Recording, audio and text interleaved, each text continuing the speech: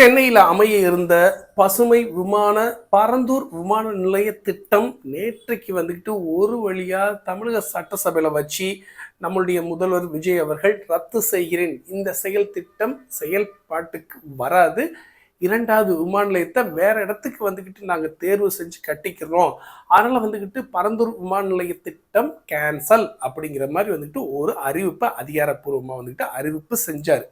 செஞ்சதுலேருந்தே வந்துக்கிட்டு நிறைய செய்திகள் நான் பார்த்தேன். தமிழ்நாட்டுக்கு வர வேண்டிய பல்லாயிரக்கணக்கான கோடி ரூபாய் இனிமேல் வந்து கிடைக்காது, தமிழ்நாடு மிகச்சிறந்த தொழில் தலைநகரமாக, தென்னிந்தியாவின் தொழில் தலைநகரமாக உருவெடுக்க வாய்ப்பு இல்லை அப்படிங்கிற செய்தி ரொம்பவே வந்துக்கிட்டு பரவலாக பார்த்தேன். என்னடா இப்படி ஒரு விஷயம் இதில் ஒரு இருக்கா அப்படின்னு ரொம்ப வருத்தப்பட்டேன். அதுக்கப்புறம் பார்த்தா ஒரு பக்கம் வந்துக்கிட்டு பரந்தூர் பகுதியில் இருக்கக்கூடிய மக்கள் வந்துக்கிட்டு முதல்வர் அவர்கள் சொன்ன இந்த அறிவிப்பை அப்படி கொண்டாடினாங்க. எங்களுடைய குலசாமி நம்மளுடைய தமிழக முதல்வர் அப்படின்னு சொல்லி ரொம்ப கொண்டாட்டமாக இருந்துச்சு.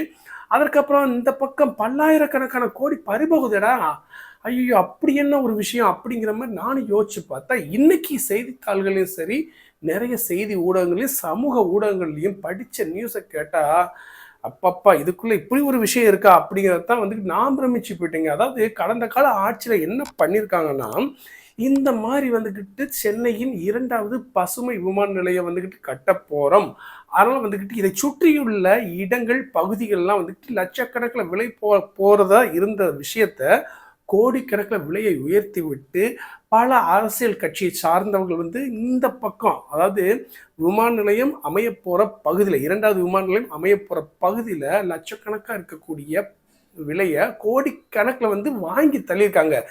அரசியல் கட்சியை சார்ந்தவங்க மட்டும் இல்லைங்க, கிட்டத்தட்ட வந்துட்டு நிறைய திரைப்பிரபலங்கள் மற்றும் முக்கிய விஐபிஎல்னால் லட்சக்கணக்கில் இருந்தது கோடிக்கணக்கில் காசு கொடுத்து வாங்கிக்க. ஏன் தெரியுமா, அடிக்கடி வந்து வெளிநாடு போக வேண்டியிருக்கோம், அந்த விமான நிலையத்தை ஒட்டியே வந்துக்கிட்டு சில பங்களாஸ் கட்டலாம், சில வீடு கட்டலாம், ஹைஃபையாக வந்து வாழலாம், இறங்கலாம், ஏறலாம், வந்து ஓய்வு எடுத்துக்கொள்ளலாம் அப்படிங்கிற அடிப்படையில் வந்துட்டு நிறைய பேர் வந்துக்கிட்டு வாங்கி போட்டிருப்பாங்க.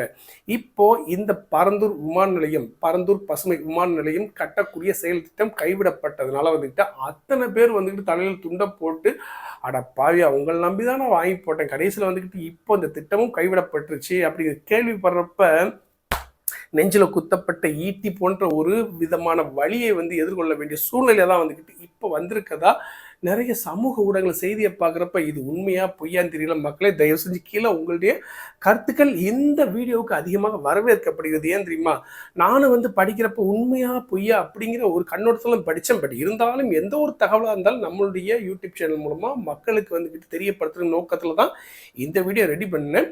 ஆக மொத்தம் வந்துக்கிட்டு அதில் அழகாக வந்துக்கிட்டு இந்த பரந்தூர் விமான நிலையம் கட்டக்கூடிய ஒரு எதிர்ப்புக்கு இருக்கக்கூடிய விவசாயிகள் அந்த நிலத்தை அந்த கட்டக்கூடாது, இந்த இந்த கட்டுமான பணிகள் நடக்கக்கூடாதுங்கிறதுக்காக வந்து எதிர்ப்பாளர் இருப்பாங்களா, அதில் ஒரு பாமர மக்கள் சொன்னாங்க, அற்புதமாக இருந்துச்சு. அதாவது இந்த செயல் திட்டம் ரத்து செய்யப்பட்டதுனால தான் வந்துக்கிட்டு தமிழ்நாட்டுக்கு பொருளாதார ரீதியாக மிகப்பெரிய நெருக்கடி வரப்போதா, என்னப்பா கொடுமையாக இருக்குது, இது வந்து தமிழ்நாட்டோட பொருளாதாரத்துக்கு நெருக்கடியாக வர்றது மாதிரி தெரியல, கடந்த கால ஆட்சியில் இருந்தால் பல அரசியல் கட்சியை சார்ந்தவர்களுக்கு தான் வந்துக்கிட்டு நெருக்கடி வரப்போகுது அப்படிங்கிறத வெளிப்படையாக சொன்ன மனுஷனுக்கு உண்மையிலேயே நம்ம பாராட்டுகள் கொடுத்தாலும், இருந்தாலும் இதை பற்றி உண்மையான தகவல் வரும் வரை எந்த ஒரு தகவல் இருந்தாலும் நான் உங்ககிட்ட ஷேர் பண்ணுறேன்.